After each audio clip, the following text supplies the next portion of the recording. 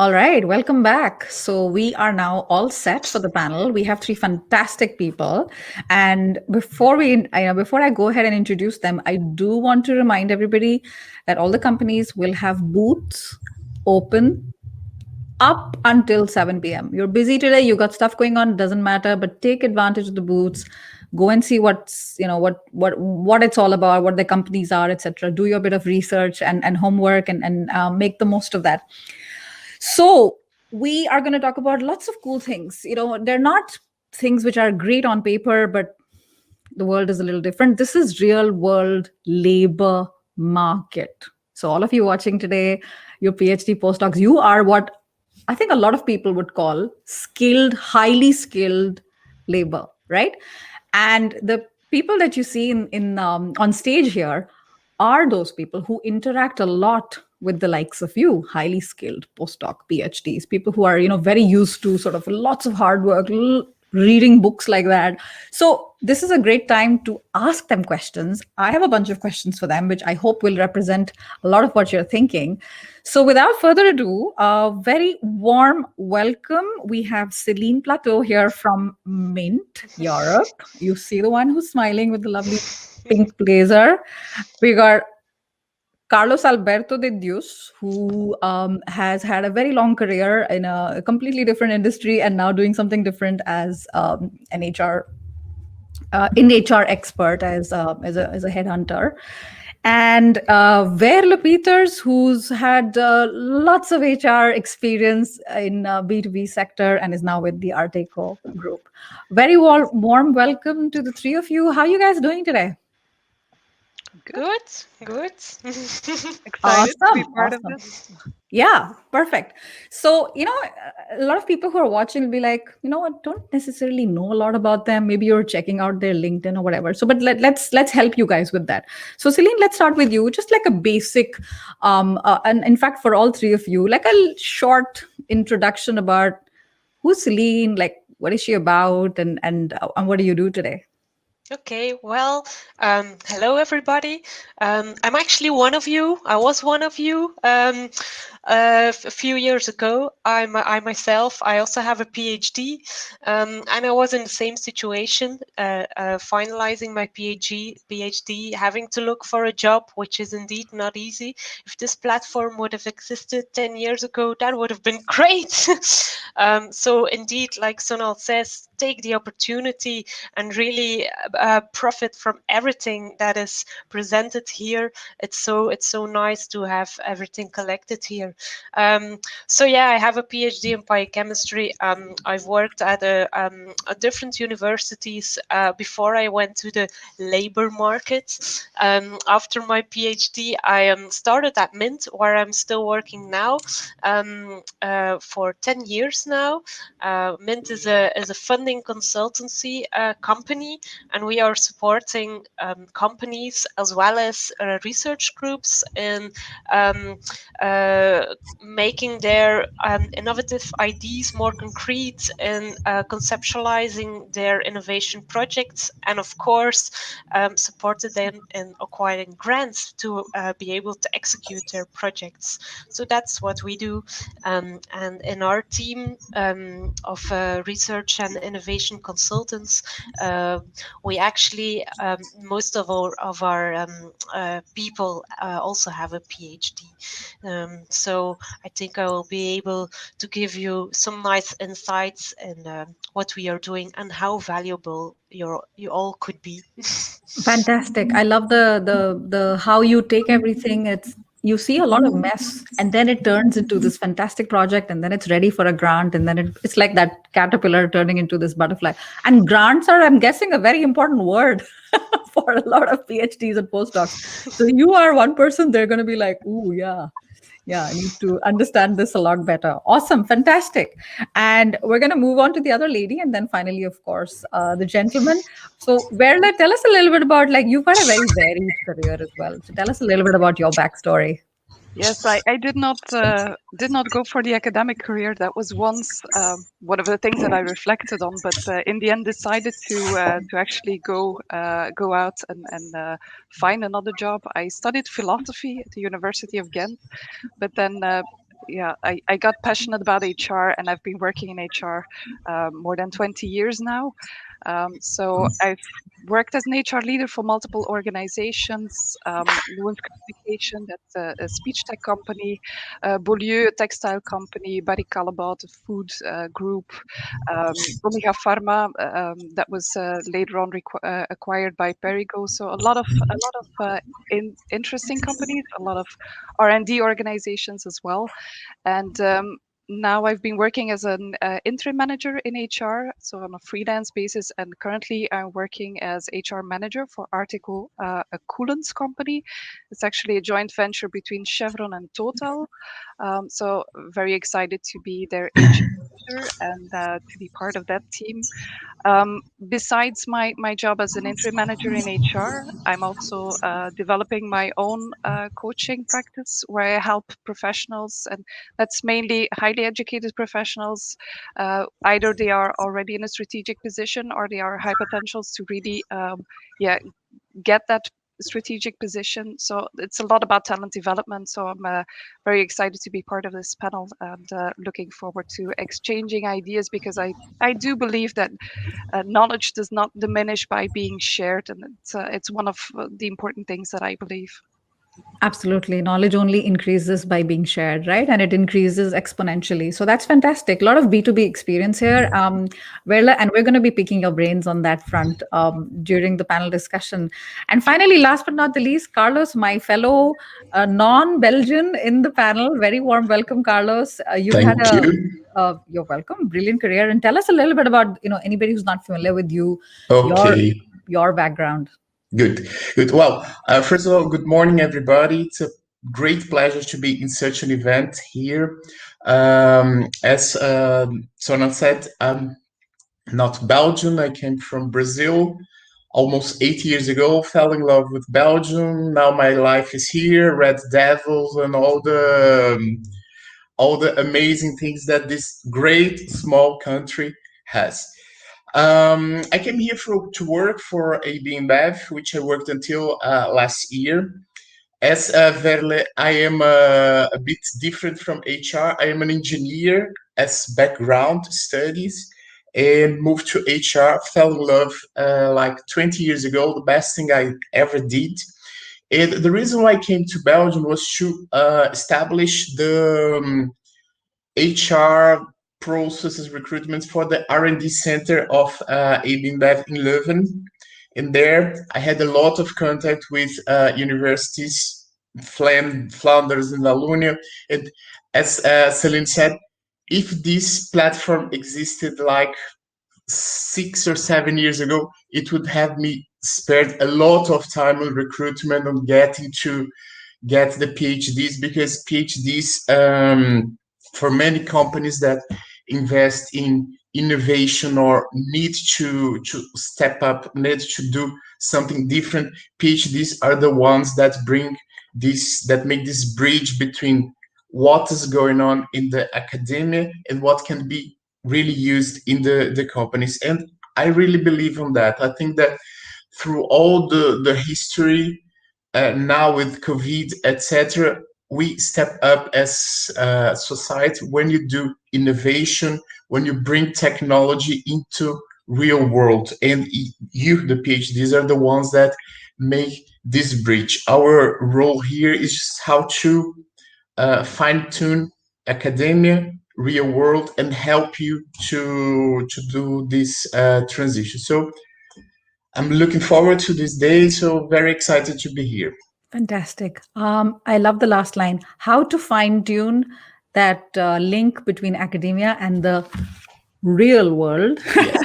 I'm sure people listening are like, yeah, rolling their eyes. But, yes, of course, there is this world outside books and outside libraries. And,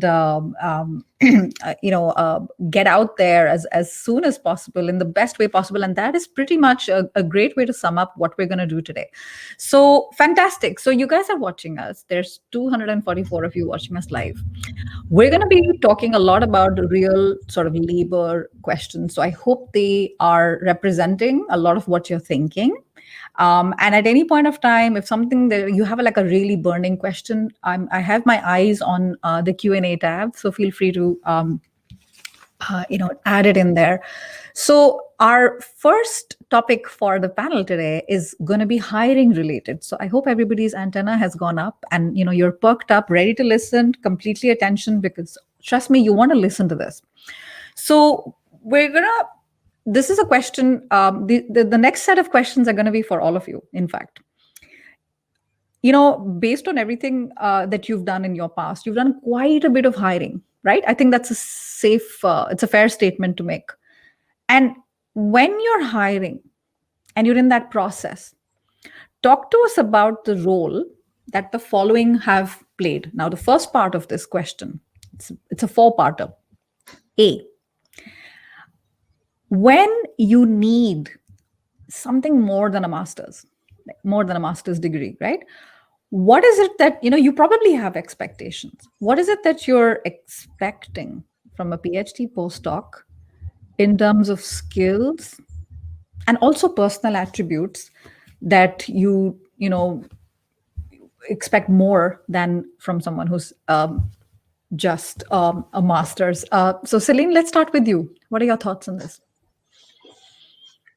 Céline, just one sec. You might have to unmute. Too enthusiastic. Awesome. In our job as funding consultants, of course, the scientific and technological background is an obvious one.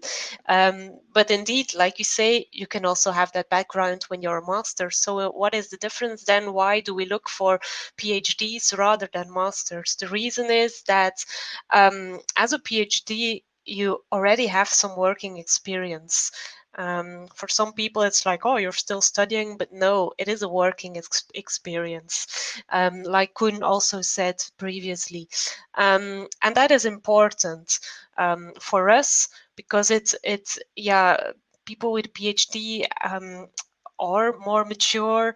They have been collaborating within their PhD with companies, other groups, and that is also what we are doing. We also always have to interact with our clients, and in a lot of cases, the projects are collaborative with multiple partners that are involved. And it's also their hands-on experience in the research. If you're studying, you acquire a lot of technical knowledge, but it's only upon doing your PhD that you really do the research and practice, the R&D. That is also important. You get acquainted with what is innovation and how do you put that in practice. What are the experiments that you have to do to investigate a certain topic? Those things are also important in our job, to really have a feeling with how do you execute such a project, what is needed, so what should a work program look like. And it's that experience that we feel is very valuable. Also, the analytical skills. We see that people with a PhD have more advanced analytical skills. And of course, we write a lot, and the professional writing skills are also, obviously more advanced once you've written your own PhD. I think for us, those are important things, and also Fantastic. to get into a certain topic very quickly. If you do your PhD, you read a lot of papers, and you internalize a lot of knowledge very quickly. And that is also what we are doing. We start with a project which has nothing to do with our background, but still we are able to get into it very fast. I think people who've done a PhD have the ability to do that. All right, fantastic. I took away lots of important things that you said. You tend to see more maturity in someone who's a PhD versus a master's. There's more willingness and skills in terms of collaboration with other schools at that level. They also have those doors open, right? So it makes it easier for a PhD to do that. And there's a certain discipline when you're doing your own thesis and you're writing things down. Written communication skills, big thumbs up, because you notice that it's a lot higher. And on the R&D side, there's more D than R, because they have practiced a little bit more on the development side. So fantastic. Carlos, let's go to you. What are your thoughts on masters versus PhD in terms of your? Yes, as Céline was speaking, I said, "Oh, I was kind of nodding because yes, it's true." So we see a very different level between a PhD and a master student on the maturity level, etc. On top of everything that Céline brilliantly brought, I think that one thing that always impressed me is that on this stakeholder management, on how to collaborate, networking, etc. Many, or most of the PhDs have themselves already coordinated small teams of either students or interns in a lab or etc. And this is very important, and is sometimes underrated because it showcases a bit of leadership skills that we say that, oh, no, PhDs are pure scientists, the ones that are only studying writing, reading. No, I think that they have this kind of coordination of small teams, academic teams. Is different from a team in a business environment, but it's already something that the masters don't have this opportunity to coordinate or to organize the work in a lab or the work of students, etc. And this for me has always been interesting to observe in PhD students, how they approach this coordination of work.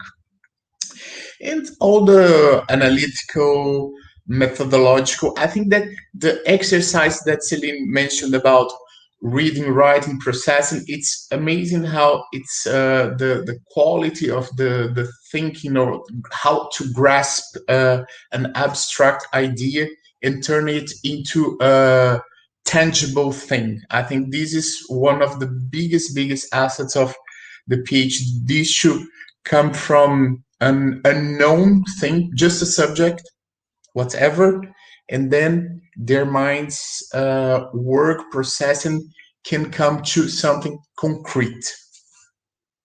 Yeah, fantastic. I think that I love how you're building up on what Celine said, and the stakeholder management piece. Like you said, Carlos, it's a lot harder than it looks, and Absolutely. you don't find it very commonly. You know, that initiative to go out there. It's already been done. It's put in place. There's people you had to convince, Mm-hmm. influence, persuade, Yes. upwards, sideways, across Down, up, 360, 300, down, up. the Exactly, exactly. 360. So if you're listening right now, you're watching us and you're a PhD postdoc, you're like, it's a great thing to think about in terms of your self-assessment on how you would place yourself in terms of stakeholder management. And Google the word stakeholder management if you're not very familiar with it. You probably already do it, but it's good to understand where you are. Because if you don't know where you're going, anywhere will get any possible way will get you there. But if you have a very specific goal, they're like, I want to be in this company, and I know that stakeholder management matters a lot to them. What are some things that I can do to improve? So fantastic. I love this this combination of skills as well that you shared. And Veerle, what are your thoughts on masters versus PhD postdocs, having you having recruited so many over the years? Yeah, I guess the risk of repeating the message is I quite have high. placed you in the end. Um, I feel bad. Yes. Yes, I can only reiterate on what Celine and Carlos have said. It's clear that someone with a PhD or a postdoc researcher, they have the experience of dealing with high complexity. I'm sorry for the background noise. Um, they have dealt with high complexity projects. They've been able to really steer something. Indeed, the stakeholder management is a very important skill, and we see that it takes us quite a bit of effort to really bring people up to a certain level when it comes to that specific skill. So it's clear that for me, someone with a PhD degree, they're not fresh from school. They have built up their first experience. And what I think is also important to take into account is that for me, what I see in organizations is that intellectual property defines to a great extent the value of a company. So that also means that being at the core of building that, just doing the R&D and coming up with new products and novelties and innovation also gives you a high value to the organization.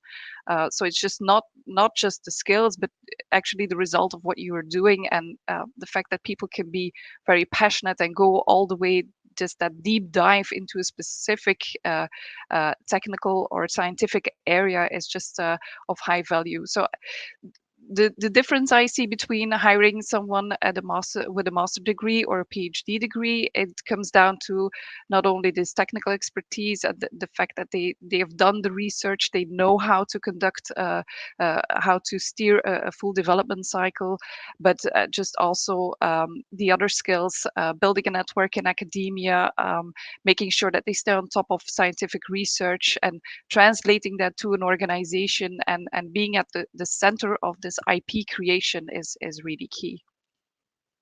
Oh, that's fantastic. I love that you're all building up on what has been said before, right? And two things that I took away from what you said: building an IP. Hello, I'm guessing that's really valuable, right? At the end of the day, every company wants as much as possible, have their IP. It's prestige. It's prestige for the PhD postdoc. It's prestige for the organization. So it's very win-win. And the other thing that you said, dealing with complexity. How are you when things go messy, it's difficult, dealing with ambiguity? So everyone is watching today. These are things that you want to write down and later learn about. Dealing with ambiguity, dealing with complexity, related to things on stakeholder management that Carlos already shared. So for example, is it a subsidiary? Is it a headquarter role? How does the headquarter deal with subsidiary? It's always a lot more complicated than it looks. There's more to it than meets the eye. How are you as a postdoc? How do you mobilize resources when stuff has to happen? So it's your technical skills. You could be on your A game, but they're not enough, right? And what I think Céline, Veerle, and Carlos have shared is that wonderful combination. And that is when they decide, you know what, a master's is not going to cut it. I need a PhD or a postdoc, because they bring in certain things that the master's doesn't. So hopefully that helps. It's a little bit quiet in the chat. I don't know what's going on. If you guys are, hopefully you're there. And so now can I still add something? Yes, please. Yes, I think also what we see, we have been hiring masters also, but what we see where there's also a difference is that with PhDs, the fact that they worked already for 4 years, most of the time they also have already a better view on their career paths. If you just graduated, then it's like, okay, what do I want to do? I'm not sure. Well, I do a PhD. Also because in a lot of cases, the labor market requests for PhDs. Well, it was like that in my time. And indeed, if you worked already for 4 years, then you already have a better view. Okay, do I want to stay in research and in the fundamental research, or do I want to do something with it? If you're a master's, then I think it's very difficult to make already that decision. And that's also a win for companies who are hiring PhDs, because then they know, okay, this is a very conscious decision that they made to move to the industry. Yeah. No, that's a good point. It's not a given. It's not a safety option. It's something that has to be considered, thought through with intention. Absolutely love it. So wonderful. I see that we have a few questions in the Q&A, which is fabulous. So what I'm going to request our viewers is that, hold on, we're not forgetting about you, but we have a little bit of chunk to cover on hiring. So maybe you have a question, and maybe we'll be answering it in the next few minutes, because I have other questions to ask about hiring. And at the end of that little hiring bit, we're going to see if your questions weren't answered, and we'll come back to you. So, all right, next question. Now, this is particularly very dear to very close to the heart to anyone who's watching who's not Belgian or not from the European Union originally. How do you make a decision when you have an open position and whether it needs, okay, I'll hire someone. I think I need someone who's a Belgian citizen or a European citizen, versus this is an opportunity for us to sponsor foreign talent, and they don't have permission to live and work in Europe, but we are willing to do that. So let's start with you, Veerle, in terms of all the HR work that you've done in so many companies, right? It's not always possible to get talent locally. How is that decision-making process done? Yeah, I've recruited a number of people who were based sometimes within Europe, but also outside of Europe. Because you sometimes deal with such a niche field that it's just key to get the right person on board, and then it's really about finding universities that have done work linked to the field and finding the right people just through the network and the knowledge that you have of the academic world. I think when it comes to the question around sponsoring, it really depends on the maturity of the organization. If I look back, of course, also depends on financially what investment they want to make, because there's a process that is linked to it. But the maturity, typically, if they have experience with sponsoring people to move for a job, then that happens quite fluidly, and they have process for this. So it depends on the maturity, I would say, but also the complexity and how niche the market is. I've worked for R&D organizations where they say, well, there are certain certain domains and fields of expertise that people can have as background, but it's not really necessary to have background in this specific area because it's not that complex to learn. On the other hand, I've also seen when we worked in R&D organizations, I've also seen it the other way around. When you're working for a speech tech company that is creating, and that was years back, creating the engine for Siri of Apple, then it's key to have the right people on board. And whether that's in your own country or elsewhere, there are a lot of international mobility programs in these companies typically as well. So I've seen people move quite a bit, sponsored by organizations. I don't know if that answers your question. Yeah. No, for sure. And in fact, I have a very quick follow-up question. I'm seeing a lot of questions in the chat. Guys, I don't want to lose you. Put those questions in Q&A because we're like looking at two different windows. In the chat, Saralla mentioned, it's really interesting that you guys are talking about maturity in PhD. So Veerle, how do you measure maturity? Well, actually, I'm a big fan of evidence-based HR, so I guess I'm in the right audience here. HR is also professionalizing quite a bit. The last couple of years, we've seen that we work more and more through the academic research that has been going on in our field, and what we see is that we have some indicators of what would be a good match or a good hire. Well, actually, it's very simple to see that IQ actually is a big indicator of a match and of what you can offer to an organization and to a company. So I guess it's just a logical link that we also look at PhDs the same way. Not everyone can achieve a PhD degree. That's clear. So that's certainly an indication. How do we actually check that? Because well, it might be the type of research you did during a PhD could be very different. I've come across different levels of people who achieved the PhD degree. We have certain techniques for that, and I think being in HR for 20 years, it's already a bit more natural to me. But it's the way people structure their answers, the vocabulary that they use, the way they build their sentences, the answers that they give to complex questions. That in all brings together a certain view on the candidates. I think to summarize that, you need a very good combination of IQ and EQ. right? You need a high level of self-awareness. There are ways to measure it. There are tests in place. It's also in the delivery of your answers, right? Not always black and white. We're not robots here. So nothing is 100%, but it's as close as it gets. So fabulous. And Carlos, how do you decide that? Because you've seen so many years in AB InBev, and I know that InBev has a very high international expat population.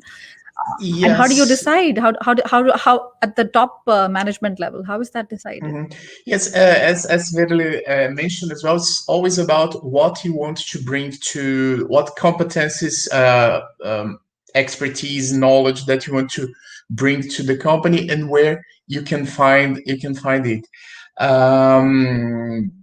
I think that here in Belgium, absolutely have great universities. So it's, how can I say, we have a big pipeline of not only students, masters and PhDs, which is great, and some of them even from abroad, not from Belgium, from all over the world. If you think about the all these universities, but I think that the most important, so now, is to decide what the company wants. I think that the sponsorship, the visas or work permits, etc., there are legal procedures, etc. So you have to have some kind of planning ahead. For instance, the work permit in Belgium takes around 4 months. So it's kind of this information that you need to have just for the timing of the hiring of the process, etc. But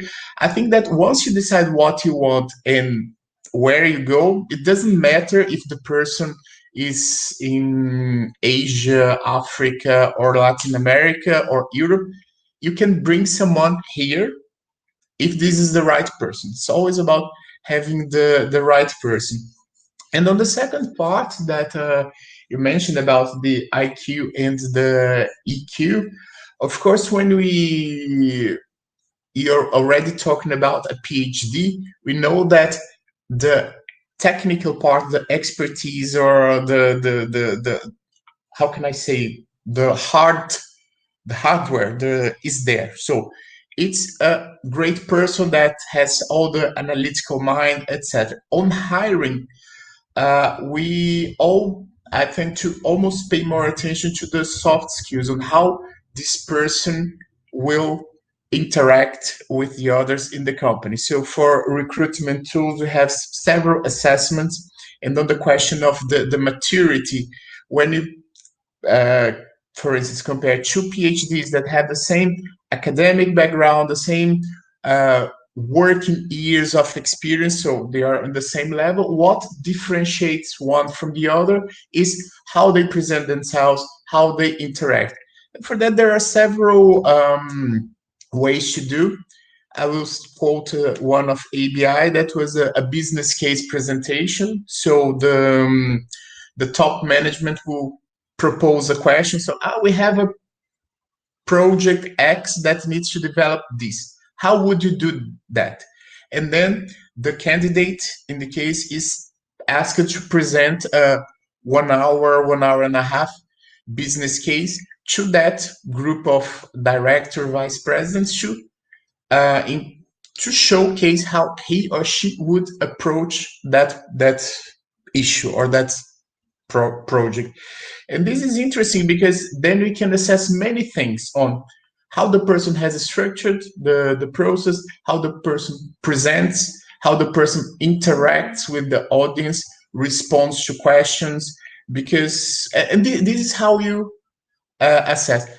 And as Veerle, after 20 years in HR, we have some kind of how can I say, gut feeling or some The experience radar. that Yeah, absolutely. No, I understand that. I hope that people were listening. This is so important. When the company knows what they want, they will do whatever it takes to get that talent on board. It doesn't matter if you're sitting in Australia or South Africa, whatever they want, because they know they're not getting those skills. And the sooner they get that person, right? Veerle, as a hiring person, they want the position yesterday. It's never take your time. No, they're bleeding money. Bleeding money. So the sooner the person comes on board, the better. And we have a lot of chatter in Q&A, and I absolutely love it. Lawrence, no, there was a question from somebody on mistakes. I think it was Ronald. We're going to get to that. It's one of the questions we're going to ask. And a quick follow-up here, Carlos, from Stephen, who says, do you know about any, because you have your headhunter background, are there any headhunter or recruitment agencies that specifically focus on PhDs and postdocs from social sciences? Because usually there's a lot of focus on STEM. But are you familiar with the others who specialize in that? No, in general, the HR headhuntings or agencies, we don't have special PhD dedicated efforts. Not that I know. Maybe it's a niche opportunity for the future, but could be. Yeah. But for the moment, Steve, no, we don't have any. Not that I know. Could even research, but not now. Okay, fantastic. Good. Yes, Veerle. Maybe just to add, because the question is also where should you look in terms of social science PhDs?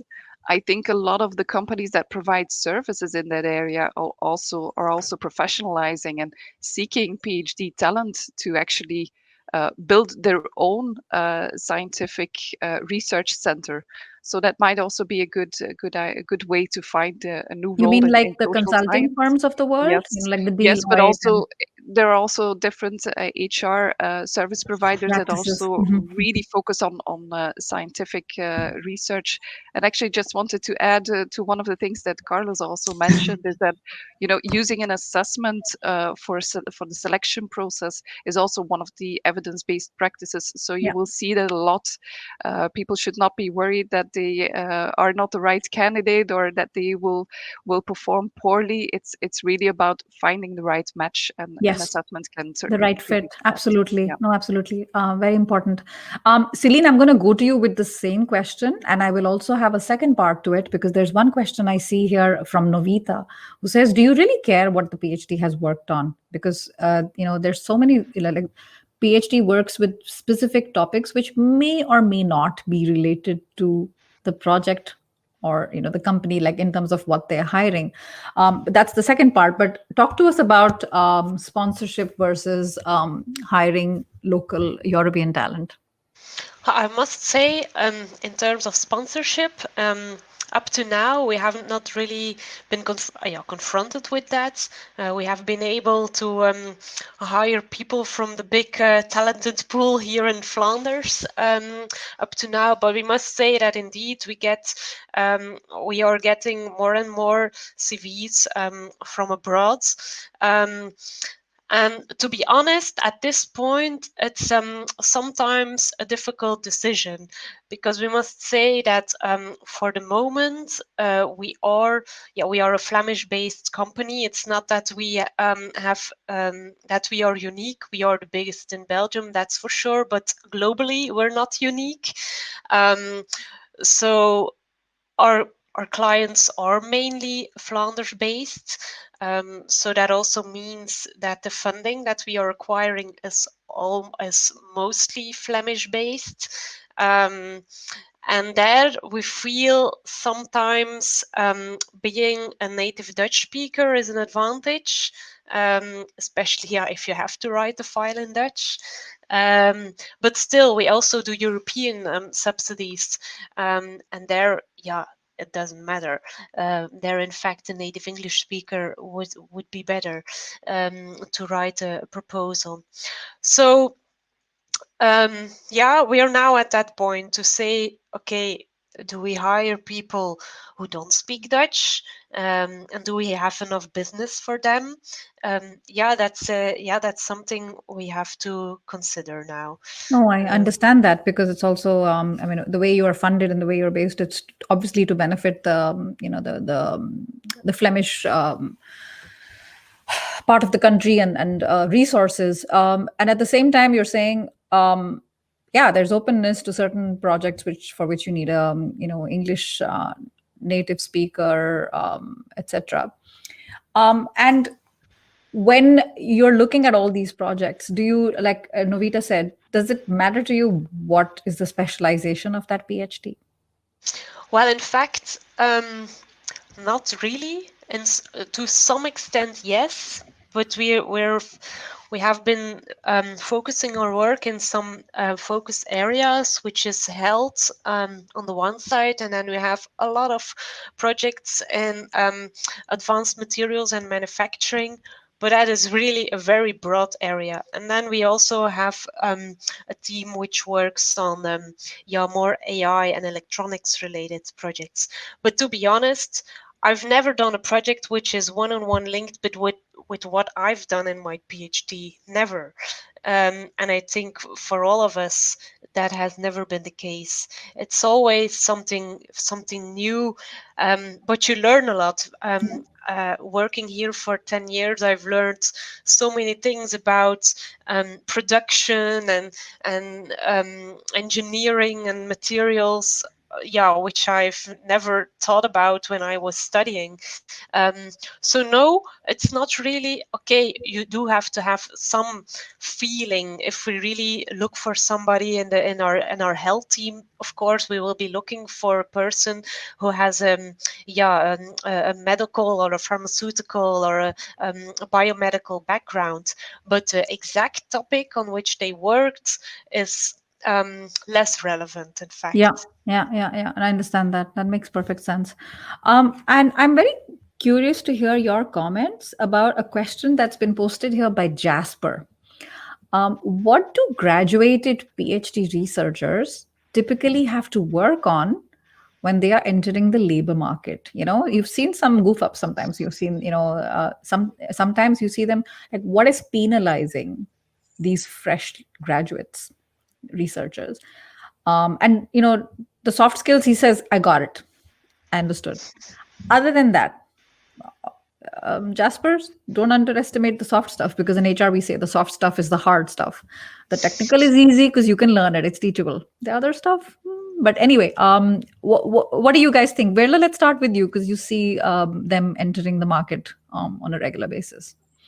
Yeah, we've been growing within Arteco. We've been growing our R&D team, so we've hired a number of development chemists over the past years, and I'm hopeful that we can continue to grow our R&D department. So I think what penalizes freshly graduated researchers is that they first need to learn more about the field. We develop coolants. Um, we hardly see any people who actually worked on coolants in their PhD, for example. So for most of the people, this is a new area of expertise, and they need to build up their thorough scientific knowledge in the field. They also need to become acquainted with the way we deal with projects, with how our market works, because that's an important one, just having that connection with the actual market that we work in. If you see that our development projects, they take 5 to 10 years before a coolant actually enters the market, before it's in a car.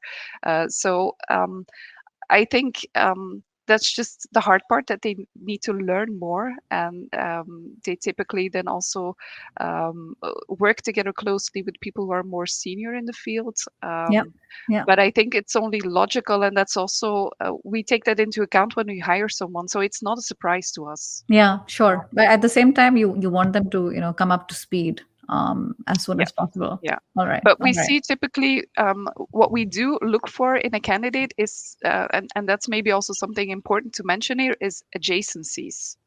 People who have a slight link with the field, because what it brings us is that it opens up a world within the organization, because everyone who is hired has a different adjacency to the field that we work in. So they all bring different perspectives, and that influences the innovation and the creative thinking within the organization. Okay, fantastic. I love that. Adjacencies. Write that down in your takeaways, guys, because I'm going to be asking you what that means and what does it mean for you. This is a fantastic takeaway. Awesome. So let's see, Carlos, what have you seen this past 1 year? And now that you're a headhunter, you're seeing this a lot. Like, how has COVID impacted all hiring needs currently? Um, well, as everything, I think that COVID impacted a lot everybody's lives. I think that We had some tough moments last year. I think that we had the first wave that was total uncertain. We never knew what was going to happen. And then mid 2020, we had some kind of hope, and then things started to build up. And then unfortunately, we had a second wave that put everything on hold. And now I think that the current moment is a very good moment on hiring. We see a lot of activity, many things going, companies restructuring, companies doing transformation due to the needs, which is it's good. So this is a very good moment for candidates to reach out to companies. Different from what we had until 2019, that we had a market that was candidate based, meaning that it was companies reaching out for candidates and search for talent, etc. Now is the other way around. So the companies have structured themselves, the companies have modified organizations, so new ways of working, working from home, some more automation that has shaped a bit the companies. And then it's more, we have less positions than we had candidates available, meaning that the companies now, they can afford to, okay, I'll stay here, and then the candidates will look for me. It's a trend that might change. It's kind of a pendulum, it goes up and down, but right now it's an interesting moment for the candidates to approach the companies. And specifically for PhDs, what's important, when I heard the question from Jasper, it's what is your plan after you finish your PhD? Which companies would you like to work at? And then with that, you can make a list of 10, 20 companies that you like or you admire, you would consider, etc. What takes me to get there? And as Veerle said, you need to learn, you need to know how that company works. And how you do that? Social media. Get in social media, get in contact with people, connect with people, talk to people. As for referrals, we always have this in LinkedIn, this connection, second connection. So approach this person. So I just finished my PhD. I was wondering in this company, what's the approach? So I think that you need to make yourself visible for the companies. Yeah. If you are a visible person, people say, oh, what's this person that's always liking our posts, that's interacting with the people within the company, should be considered. And once you need to be connected, you need to have your antenna directed to those companies or those people that might help you. Yeah, no, it's good to know, firstly, that things are picking up, lots of demand. So Carlos is saying last year was a bit of a, slow time for hiring, but things are picking up. So that's really, really good news, because he's in touch with a lot of industry, leaders who are in the midst of hiring.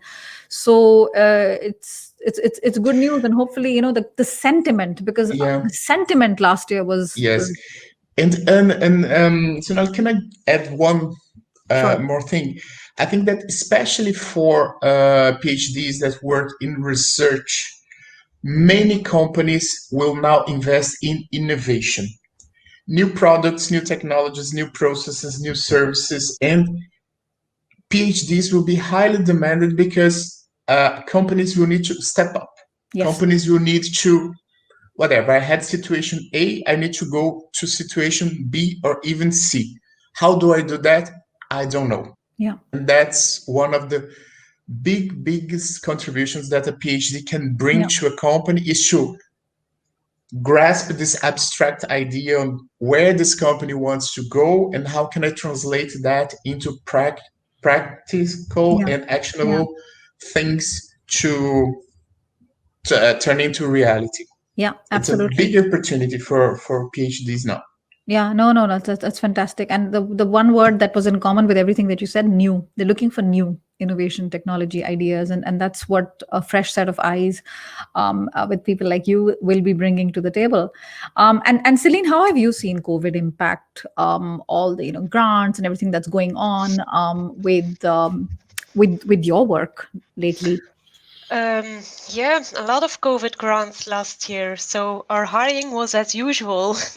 we It was not quiet for us last year. It was very, very, very busy, and we were afraid that companies would slow down, but no, not at all. It's like Carlos says, companies they do have to innovate now, and many companies reflected during the periods where indeed the work slowed down, their traditional work slowed down, but then they reflected, okay, yeah, we have to step up and we have to bring something new.